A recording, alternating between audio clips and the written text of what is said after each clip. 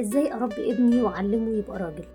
خليه حنين على اخواته وخصوصا اخواته البنات وما يضربهمش. علميه اللي يكون له دور في البيت. ما تسمحيش لابنك ان هو يعلي صوته عليكي او على باباه او على حد من اخواته، حتى لو حس نفسه ان هو كبير وبقى اطول منك، وان كل واحد في الاسره له احترامه.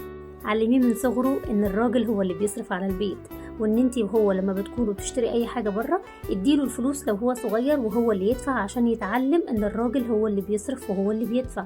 علميه يشيل عنك الشنط وانتوا خارجين بره، حتى لو هو صغير اديله شنطه 2 عشان يتعلم ان اللي بيشيل هو الراجل. علميه ان باب الشقه لو خبط هو اللي يفتح الباب لان هو الراجل. هتشوف ان الحاجات اللي بقولها دي كلها حاجات صغيرة، لكن هتفرق كتير جدا لما يكبر يبقى راجل. علميه ان انت لو جبتي سباك او كهربائي وبابا مش موجود يدخل اوضته ويسيبك لوحدك مع الصنايعي، لازم هو اللي يقف معاه عشان هو راجل. علميه لما يلاقي حد كبير واقف يقوم له عشان يقعد مكانه، سواء في مكان او في مواصلات او في اي حتة.